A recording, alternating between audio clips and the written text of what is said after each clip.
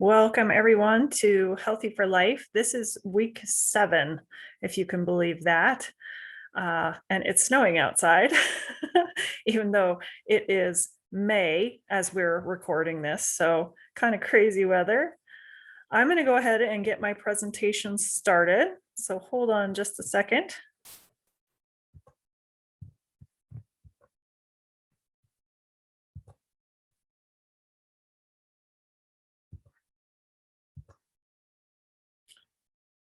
So today, the topic is kind of a continuation of what we were talking about last week with taking charge. You are your own best advocate. And I think for this group, this is going to be a really useful presentation. We've gotten lots of questions and had lots of discussion to this point about this exact topic. So I really hope that you get some useful information out of this presentation today. So laughter is the best medicine. I have an article that I want to read you. And I'm actually going to share that for just a second here while I read it to you. But before we do that, just take a look at this beautiful picture. My sister actually took this picture in Utah, and it's just gorgeous. And so I like to give credit where credit is due, but it's a beautiful picture. And so that's why it is in here. So let me find this article that I want to read to you. This is called Laughter. And certainly in our society and with everything that's been happening lately, there's many days that I think to myself, well, sometimes you either laugh or you cry. So let's think of that here. This is by Lou Tice, T-I-C-E. And he says, how well developed is your sense of humor? Today, I want to talk about one of my favorite subjects about the importance of laughter and its place in our lives. President John Kennedy once said, there are 3 things that are real: God, human folly, and laughter. The first 2 are beyond comprehension, so we must do what we can with the third. Today, we know that humor is a vital sign of life that affects us both physiologically and psychology. That means your body and your mind. Genuine laughter signals emotional flexibility and is a common reaction to the unexpected, the unpredictable.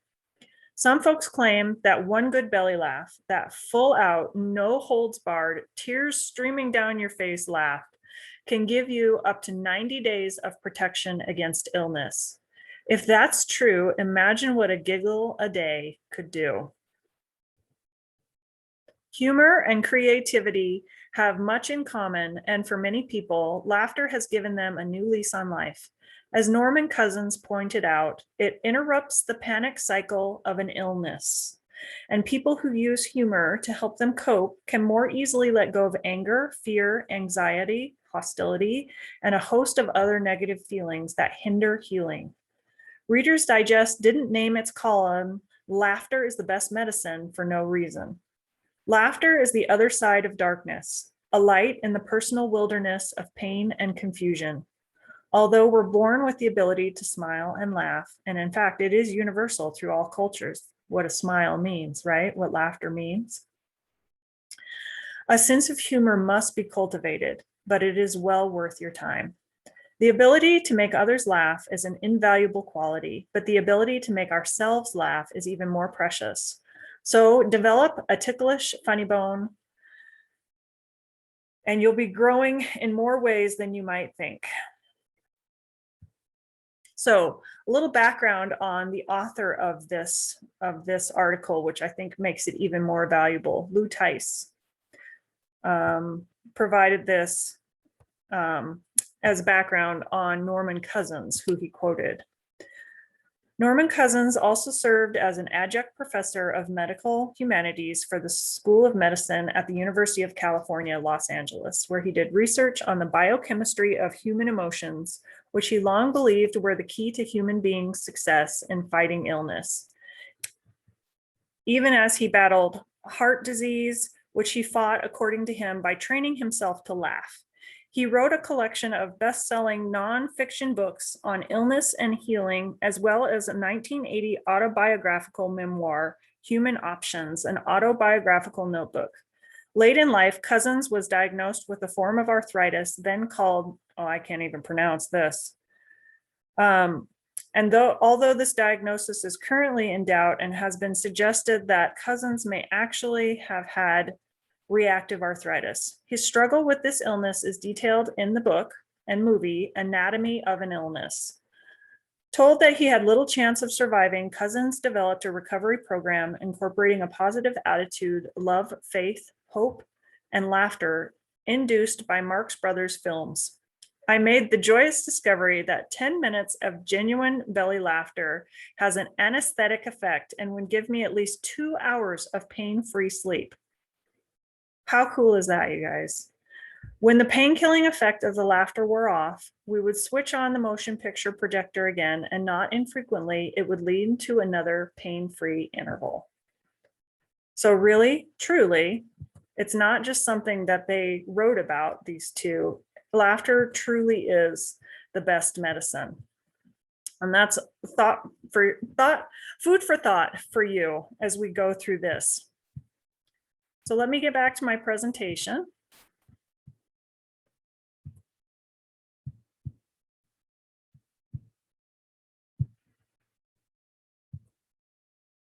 So take this chance to reflect on your week.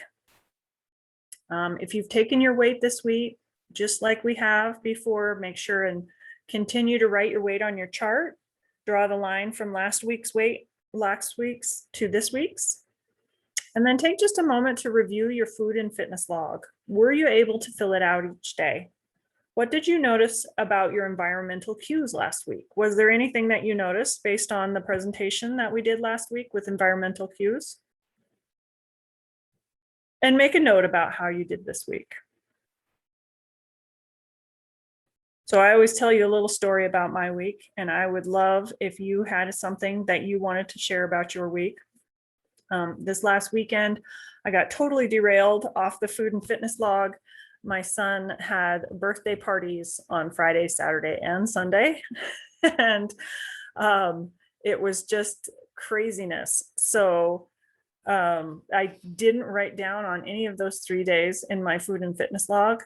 And definitely the appreciation is there for having the time to do that. Or if any of you are successful at going through those special events and are still able to record in your food and fitness log, 2 thumbs up, because that is tough. That is tough work. Anything that any of you would like to share about your last week, how things are going for you, if you have any questions? Yeah, busy on Friday, Saturday, and Sunday also.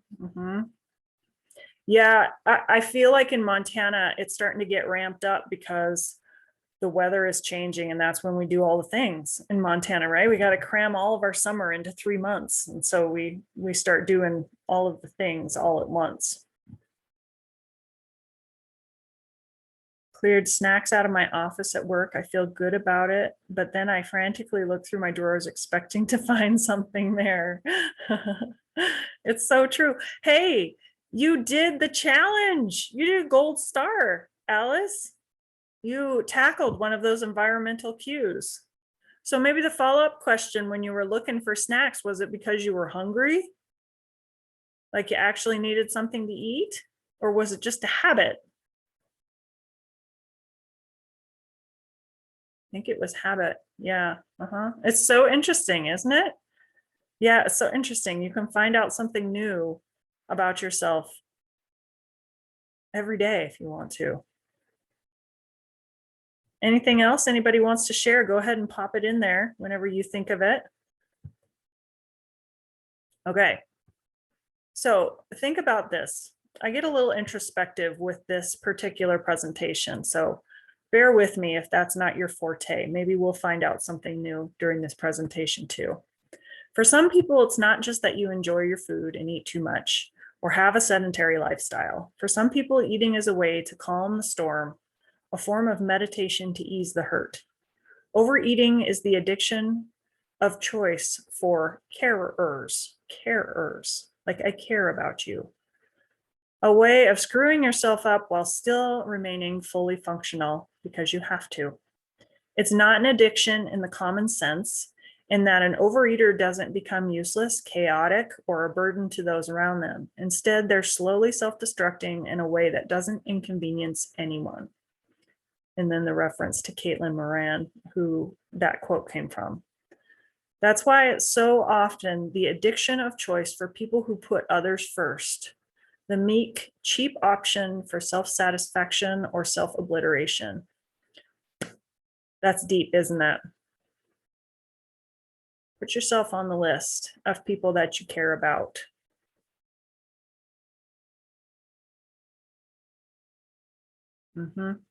In some ways, I feel like this is very true. The people that I have talked to and all the health coaching that I've done, I hear this from probably more people than I don't hear it from, is that these are some of the most caring people that you will ever meet. They'll give you the shirt off their back. They'll bend over backwards to try and make everybody else comfortable but themselves. So if that's you, that's resonating with you, start to think about putting yourself on the list of people that you care about and that you would bend over backwards for, and put in the extra weight. I completely get this. I'm a caregiver for my elderly parents and I work full time. So yes, I get it. Yep. So what is resiliency? It is literally, and I put the picture of the racquetball on there on purpose because I don't know if any of you have ever had a chance to play racquetball or touch a racquetball, or you know what it is, but it's basically a hollow rubber ball, right? You can squeeze it in your hand and it bounces really high, really easily. It's on there on purpose because we're talking about resiliency, because it is literally your ability to bounce back from adversity and how you deal with it while you're in the midst of it. So if you think about your own personal resiliency, a good frame to put it in is to start asking yourself the question, how do I relate to the people and events in my life? Are you able to find humor and laugh easily? Just like we explored in that article that I read you right at the beginning, is that people who are able to find the humor and laugh and enjoy things, generally speaking, will have more resiliency, some more ability to bounce back, because it literally is good medicine for their body, to laughter, to deal with those hardships in life. How do you relate to the people and events in your life? And I'll give you more framework for how to answer that question, but just think about that. Think about a time that you have faced adversity and how did you respond?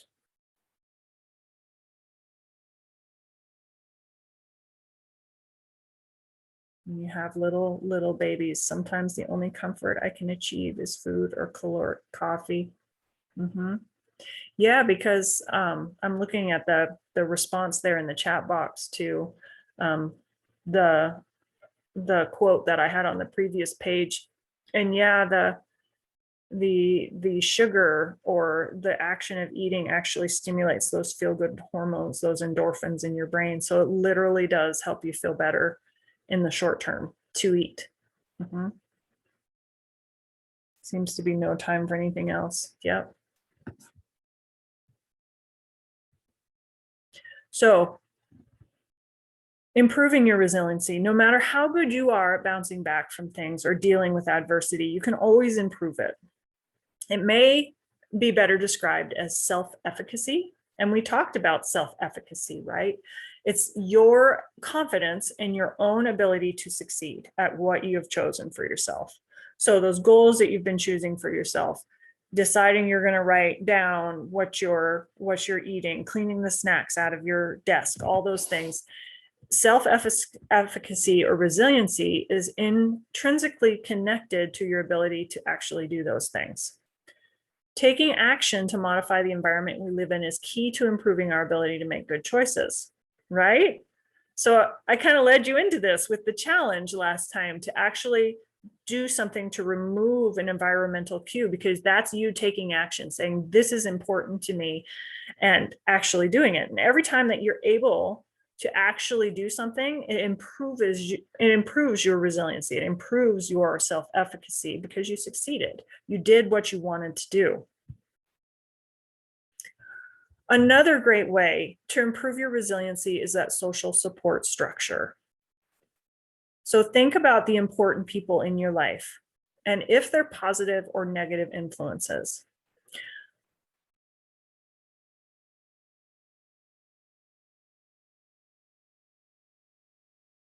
This is a touchy subject, especially if you have negative influences in your life. Some of you have put comments in the chat box about how you have great positive influences in your life. You had a mother or mother-in-law, I can't remember which, that packed the picnic lunch differently just to support you. That's an example of a positive influence in your life. But maybe some of you have negative influences in your life, people who get down on you and who watch your every move, and they're the ones that you don't want to tell that you're trying to write down your food every day, or that you're trying to lose weight, because they're the ones that are going to make comments about it, or they're going to watch you, they're going to tear you down. So think about the important people in your life, people who live in your house, people you work with, your family members, your friends, positive or negative influences. And are there ways that they could better support your efforts? Absolutely, there are. Yeah, absolutely, there are. Talking to your support staff. That's your social network, right? Your support staff.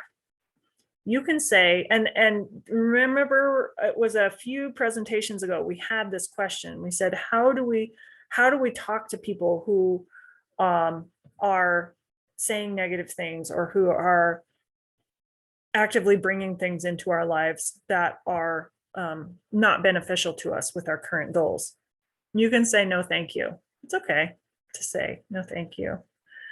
Learn how to deal with critics, both external and internal. So we're not just talking about people around you, your social support network.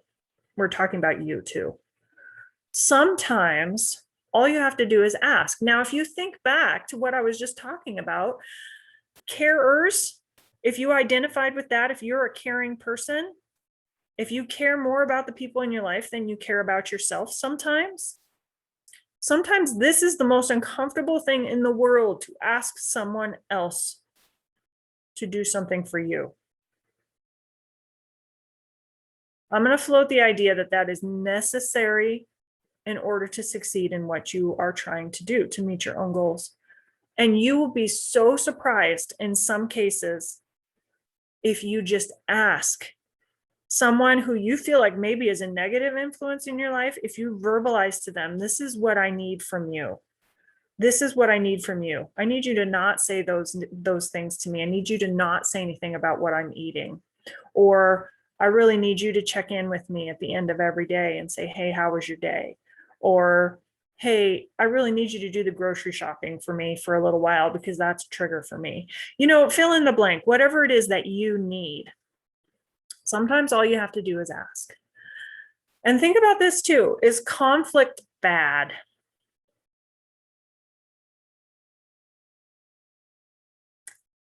Here's another idea for you to consider. How much do you fight or have conflict with people that you don't care about, or who make no difference in your life? I mean, I think in this age of social media, there's probably more of that than there would be normally. But I think of it in the sense of the people who live in your house, your children, your grandparents, your spouses, your sisters, brothers, friends, whatever it might be. I think conflict, the presence of conflict, indicates that you care deeply about either the issue or the person, or both. So is conflict bad? No, conflict isn't bad. In fact, sometimes the best teams are made out of people who come from two totally different places because they can balance each other, right? The yin and the yang, the woman and the man, the liberal and the conservative, if I even dare say such a thing in this day and age. But when we work together, sometimes we find that happy medium that wouldn't exist if there weren't two different opinions and two people who care deeply, right? So is conflict bad? No. The absence of conflict usually signals the absence of meaningful interaction. It means you don't really care. Miscommunication and misunderstanding can create conflict even if there are no basic incompatibilities, right? So if you don't talk to the people around you, they don't know what you need, you perceive that they're a negative influence in their life and they have no idea. Communicate in a clear and respectful fashion as much as you can, especially to your support structure that's right there with you in your life. Okay, so we're going to go back to the whole saying no thing. We're going to explore some of those things I just talked about a little bit more. So, how many different ways can you say no? Type it in the chat box. It can include the word no, but what are different ways to say no? I'm going to start us off. No, thank you. I'll think about it. Thank you, I'll pass. I think I'll have to pass. I'd rather not. No, thanks. Thanks, I've had enough. I'm good. How about this instead? I'll pass. We'll see. Not today.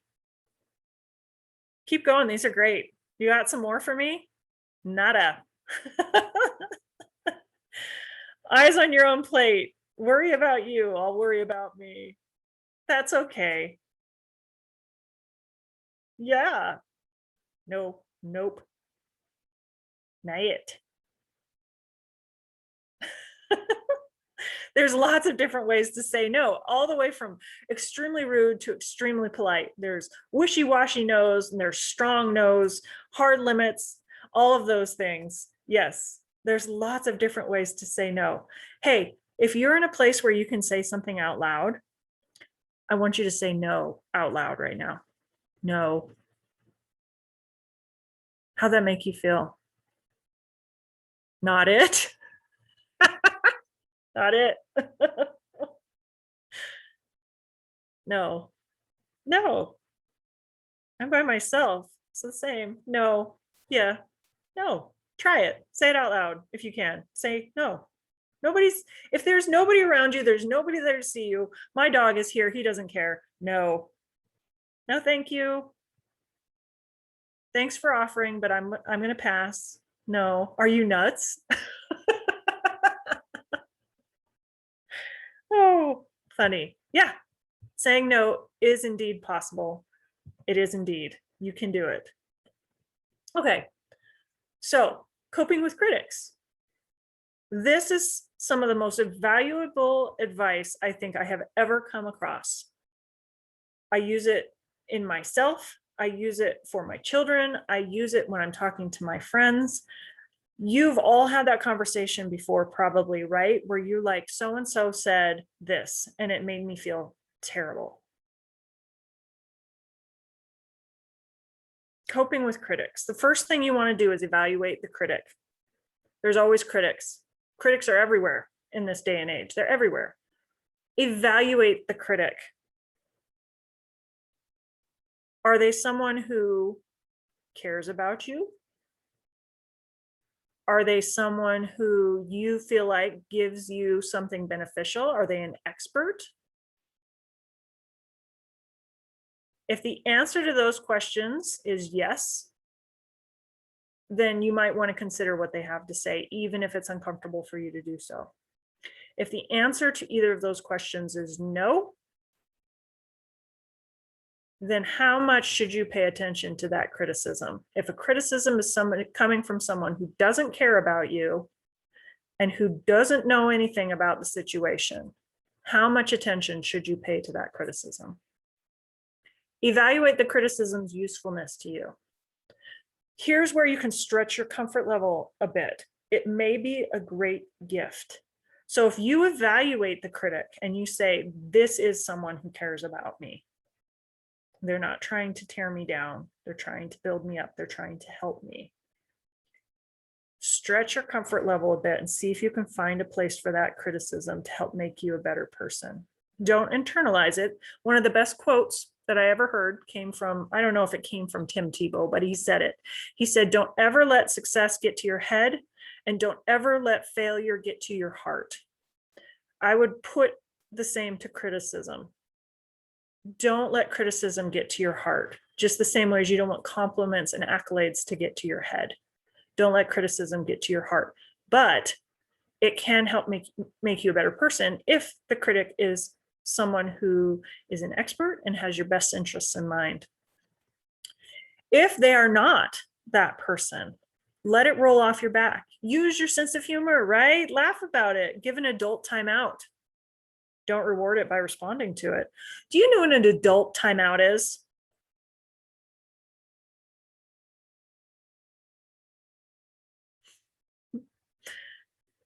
An adult timeout is where you literally do not talk to someone.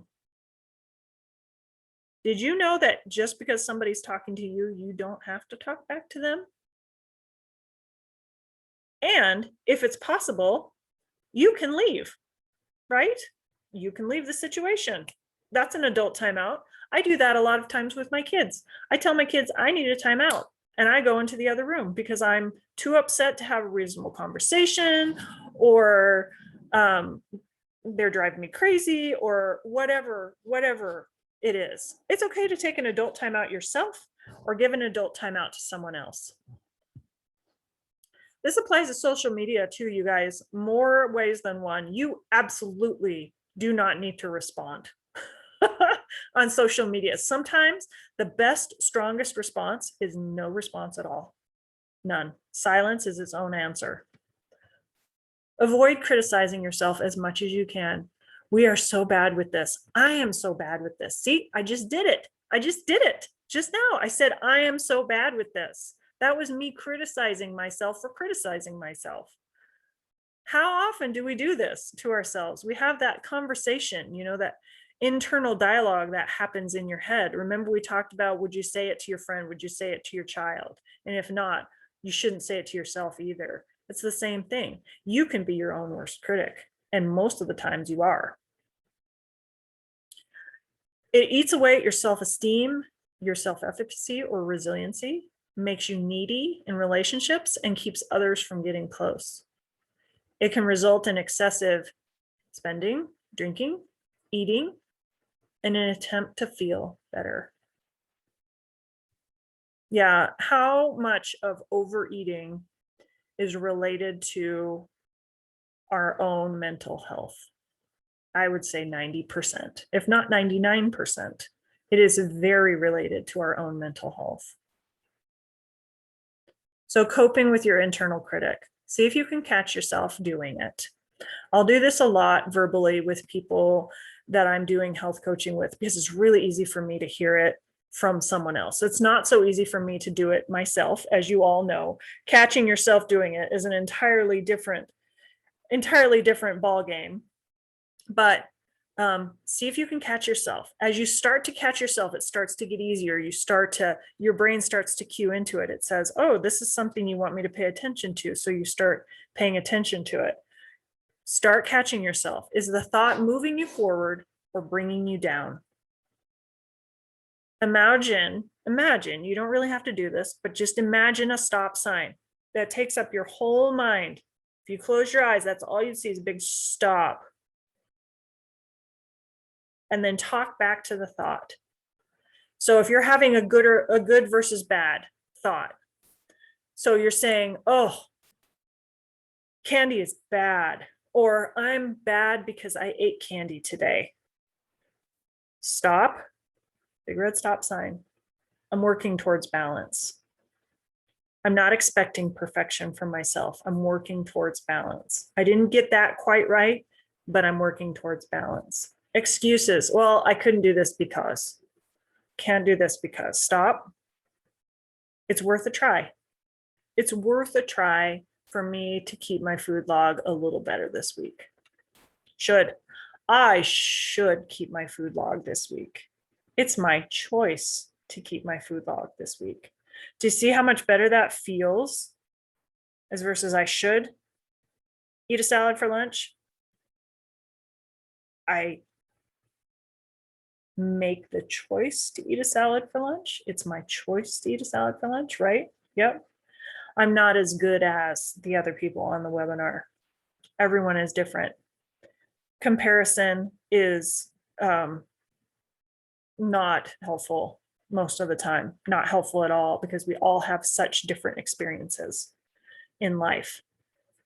Everyone is different. Give up. I want to give up. I should stop. I can't do this. I can't keep up with these webinars. I can't do the surveys, right? I should just give up. Stop. Big red stop sign. That is the worst self-talk that you will ever come across, is the give up self-talk. There's a reason I put that at the end, and that's because that give up self-talk is what is going to make you fail every time. Listen to this. You can't beat someone who won't quit. Can you? You can't beat someone who won't quit. So that's why I say that give up. I should just give up. It is the most damaging thought that you can have. So if you start having that give up thought, stop, big red stop sign, one step at a time. One step at a time, I'll do what I can today and not worry about the rest. And then practice. One day is going to be easier. One day is going to be harder, depending on what you're having, but keep practicing. Catch yourself doing it. Reframe the thought into something that's more positive. You'll get better. And creative visualization, you never want to say negative things about yourself because you're inviting it in. I'm working toward balance is a much better response. Yes, thank you. You're welcome. I'm working towards balance. Are we all saying the same thing? So we talked about our internal critic. Let's talk about our external critic now. Pirate linguists have long debated the R, yar, har question, right? Are we all saying the same thing? Would you say they're all saying the same thing? Probably. So here's how you talk to your support staff. If you want to, write this down so that you can get your thoughts clear, especially if you're a person that's uncomfortable with conflict, or you're a person who's uncomfortable with asking for what you need. Write this down. Follow these steps and then give it a try. Number one, get clear about what you want, right? You can't ask for what you want if you don't know what you want.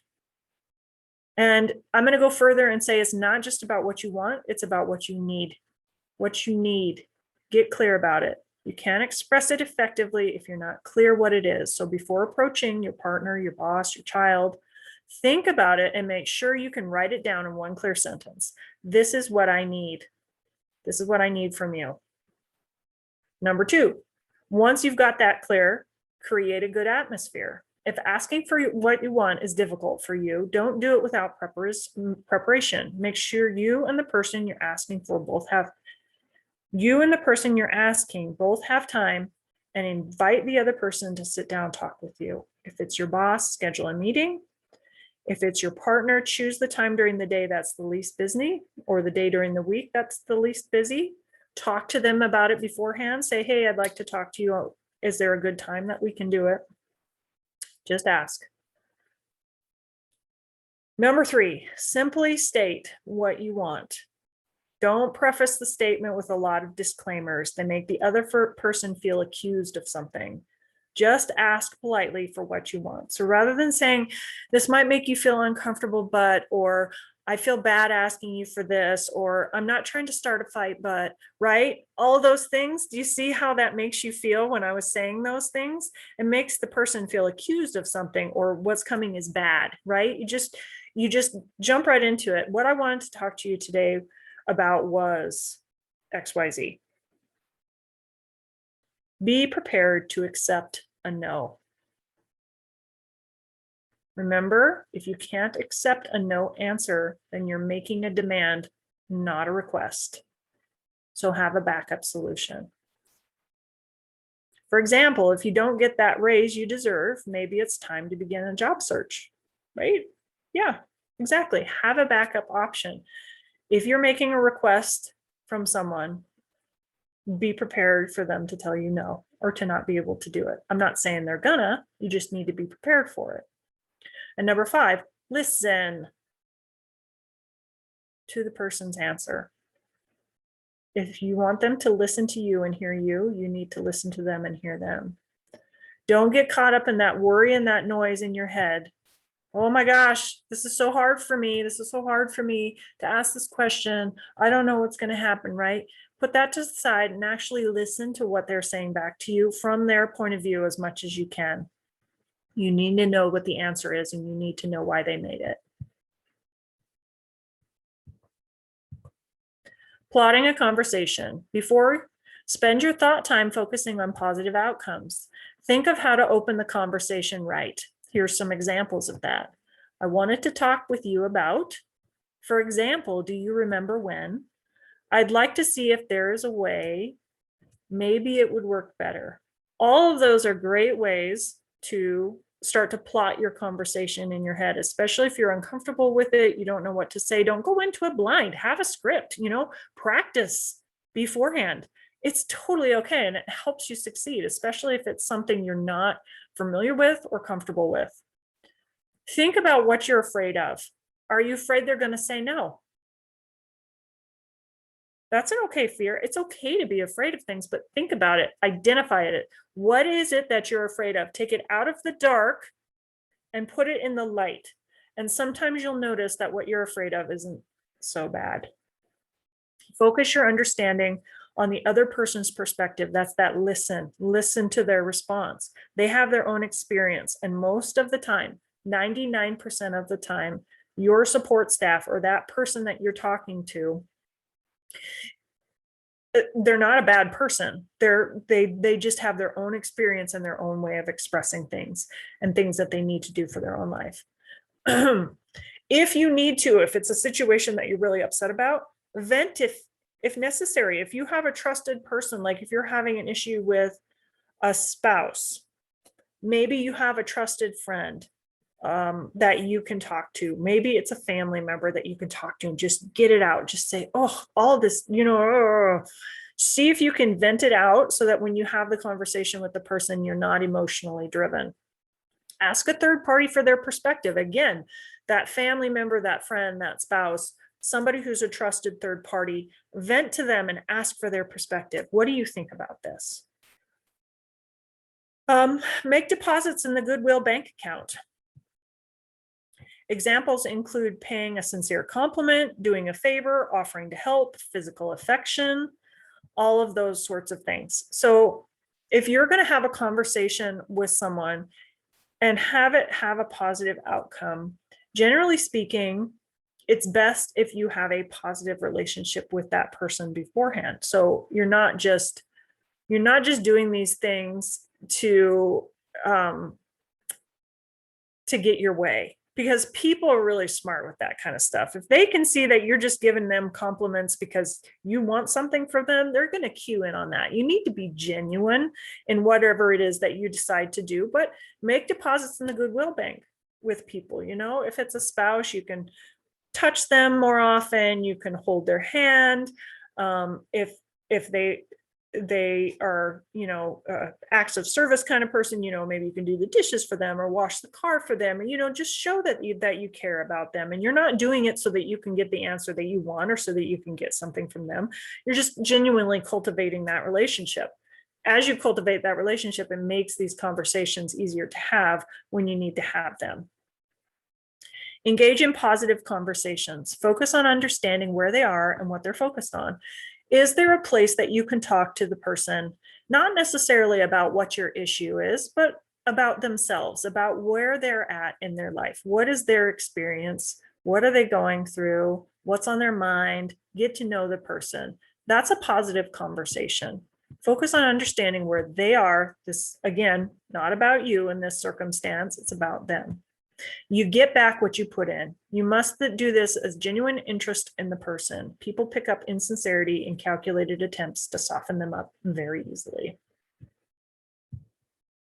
So hopefully that gave you some good information. Examine the problem. Here's some more. Examine the problem in detail. So if you go back to where I said you need to identify what you need, right? You need to identify what you need. This is a great way for you to do that.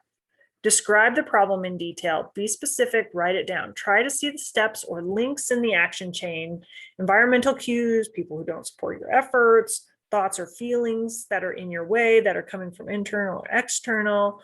What is the problem that you're trying to solve? Brainstorm options. How can I get around this? And again, we've kind of been doing this whole time. So maybe you have some good ideas as to what works for you. Pick an option to try. Choose the option that's the most likely to work and that is the easiest for you to do. Break links as early in the chain as possible. So if you're having issues with an environmental cue that is making you eat in the afternoon, how can you get earlier in the chain of what's leading you to that outcome? What is it that's leading you to that outcome? As early in the chain as you can get there, that's where you want to break the link so that you don't get to the outcome in the end. So maybe it's that you didn't have breakfast in the morning and you're starving by the time it's afternoon. Maybe it's that the food got left out from the night before. Whatever it might be, try that. And then make an action plan. This is a goal. This is goal setting. When, where, what, barriers, and ways around them. Setting a SMART goal. Try it and see how it goes. Now you notice it says, try it, because you don't know if it's going to fix the problem until you try a solution to see if it does. And it might partially fix it, but not all the way. It might totally fix it, might not fix it at all. And then you go back to the beginning, you say, okay, that didn't work. What are some other options that I could try instead? Don't give up if your first, second, third, fourth, 20th thing doesn't work. There's that give up talk that we were just talking about. You need to get that out the window. You will succeed if you do not give up. Trust in the process. This is a very positive thing to think to yourself. When you think, I should give up, I should stop, trust the process. I almost feel like it's overused to say trust the process. A lot of you might have already heard that before, but there's other ways to verbalize that that might be helpful for you. But really, truly, this is a process. This is a journey. It's not necessarily something where you're going to get to the end, you're going to be done, you're not going to do this. This really is a process. And you're probably going to need to try different things to find a solution. If the solution was easy, you probably already would have done it. So trust in the process. It is necessary for you to learn how to circumvent the problem. Positive self-motivation. This is tough. This is sustained, long-term hard work, right? Yes, we're on week 7 and we still have a lot more to go. So let's motivate ourselves. The only motivation that works, celebration, appreciation equals motivation, right? Celebrate, appreciate what you're doing. Make a note, visible reminders, reward yourself, party. Anytime that there is the smallest positive step forward, make a big deal out of it. Tell that trusted person, you would never guess what happened to me today, right? And tell them, this is what I did. This is wonderful. All of this positive self-motivation is so necessary to get you there, Okay, so here's some more. Let me see if I can pull this up. Okay, share. Let's see if I can find it. Oops, that's not what I want. This is what I want. Okay, so can you see this Tina Tessina webpage now? Are you still awake? Yes. Okay, thank you, Shelley. All right, so if you look down here on this webpage, there is just so much information on this webpage. It is really crazy how much there is. And see, you can link on every single one of these: getting out of your own way, growing up as an adult, guidelines to being understood by your partner, guidelines for finding and using therapy wisely, healing dysfunction, how to stay young, how to stretch time. There is so much, so much that's out here that's available. So that's why I thought, if any of this is resonating with you and you want to delve into it a little bit deeper, or you find it motivating to review this kind of information, this is just one website too. You might know of another website that's more helpful, that's got better information that resonates with you. There's podcasts, there's books, there's just so much information. So if you need a little bit of motivation, you need a little bit of like concrete, this is 1, 2, 3, what I should do. All the information is out there. So I wanted you to just see what it looks like.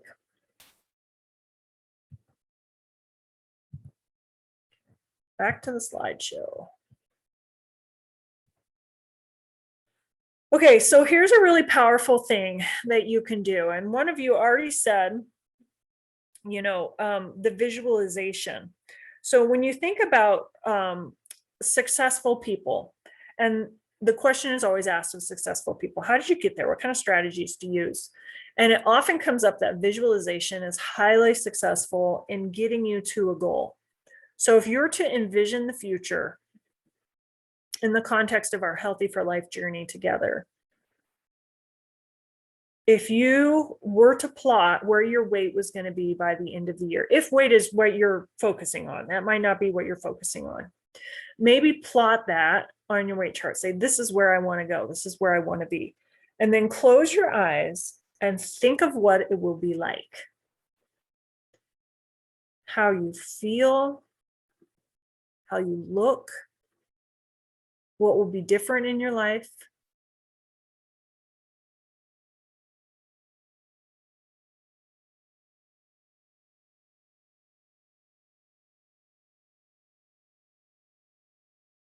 And it doesn't even have to be that big. You don't have to go a year out. You can go a week out and visualize what it's going to feel like to have kept your food log for a whole week, or to have stayed in your calorie limit for the whole week. What will that feel like?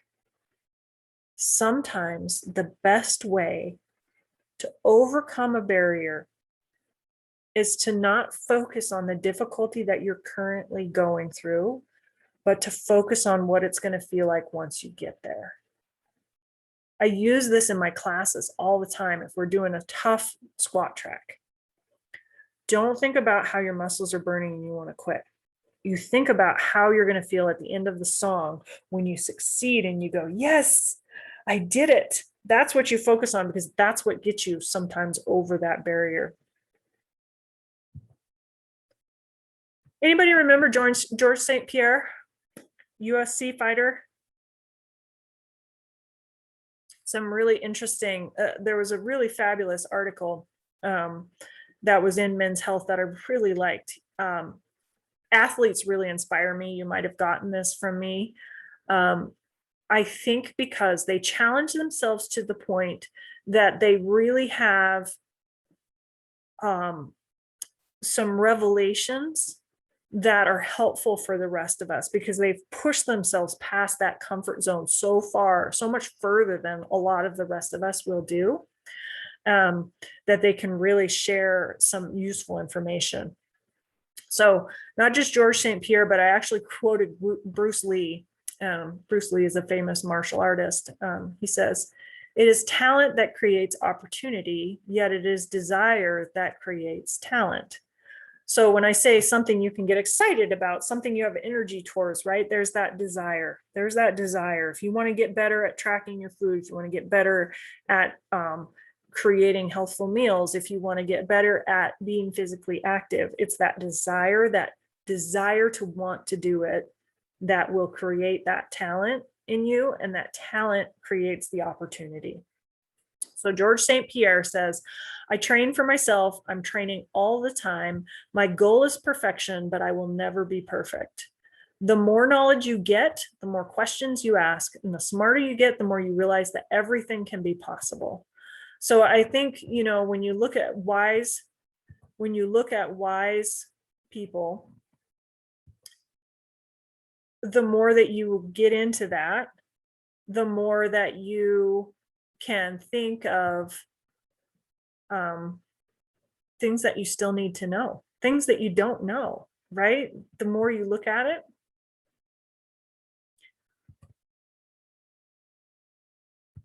So here's George St. Pierre, if you wondered what he looked like. And then this is what the article is. And I linked it for you. So if you want to go and read about it, then you can go and read about it.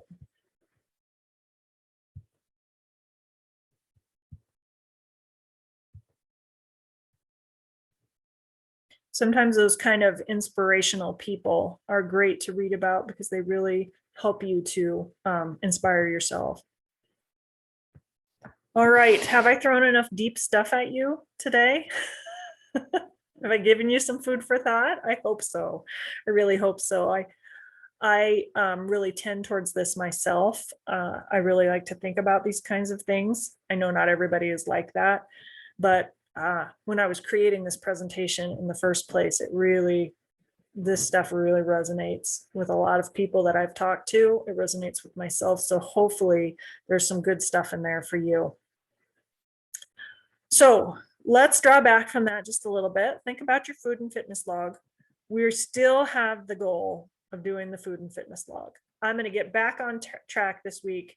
I'm going to start doing it again. I know I can do it this week. I don't have anything crazy coming up that's going to prevent me from doing that. Maybe think about your week that's coming up. And if you are anticipating a busy weekend, if you're anticipating any trips or special events, and think about that before you get there. Because if I had thought about this weekend before I got there, I feel like I would have been more helpful. I would have been more successful in actually accomplishing my goals rather than just dropping them because I wasn't expecting the level of busyness that I had. I was just tired. So,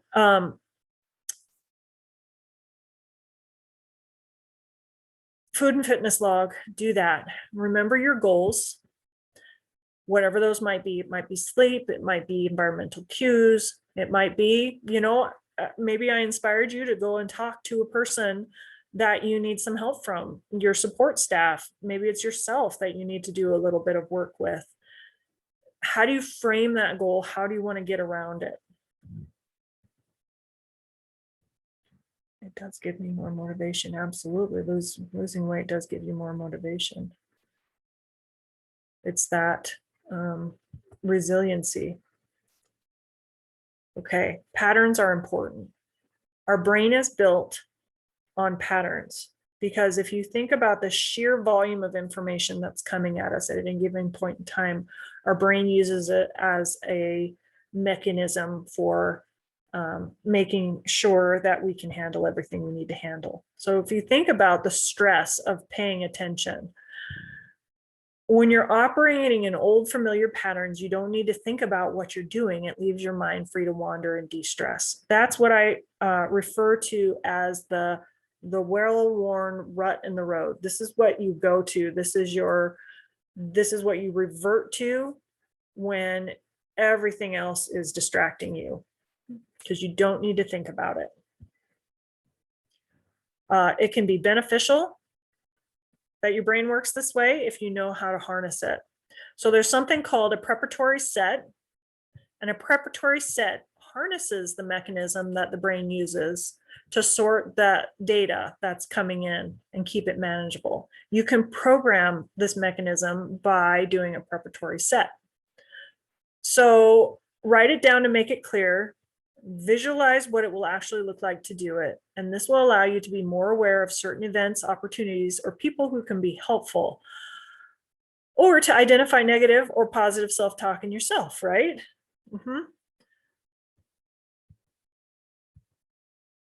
For example, to make it easy to include exercise in your life, write down your goal.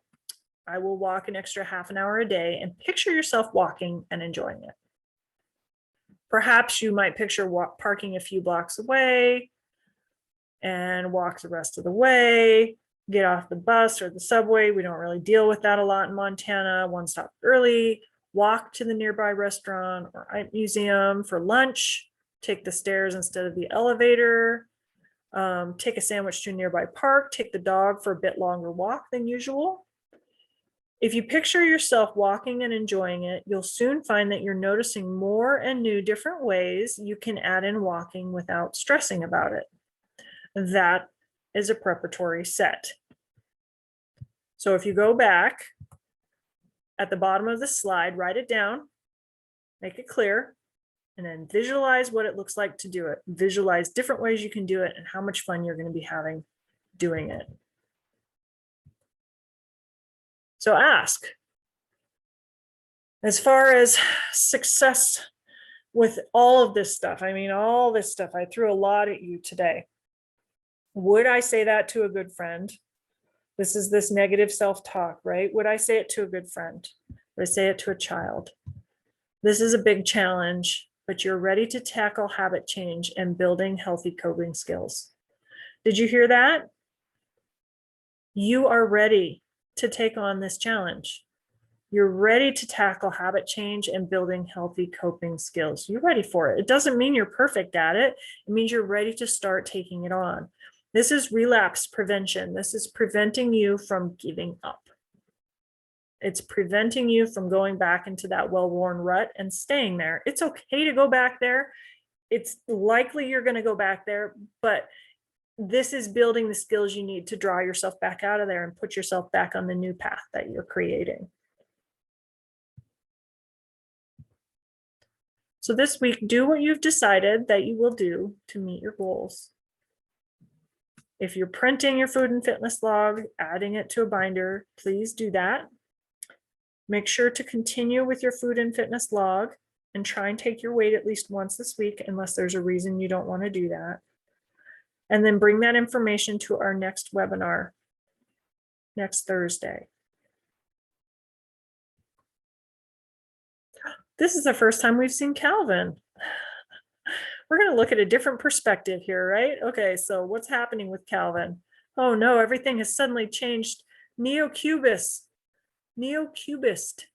It all started when Calvin engaged his dad in a minor debate. Soon, Calvin could see both sides of the issue. Then poor Calvin began to see both sides of everything. The traditional single viewpoint has been abandoned. Perspective has been fractured. The multiple views provide too much information. It's impossible to move. Calvin quickly tries to eliminate all but one perspective. Oh, it works. The world falls into recognizable order. And he goes back to his dad and says, "You're still wrong, Dad."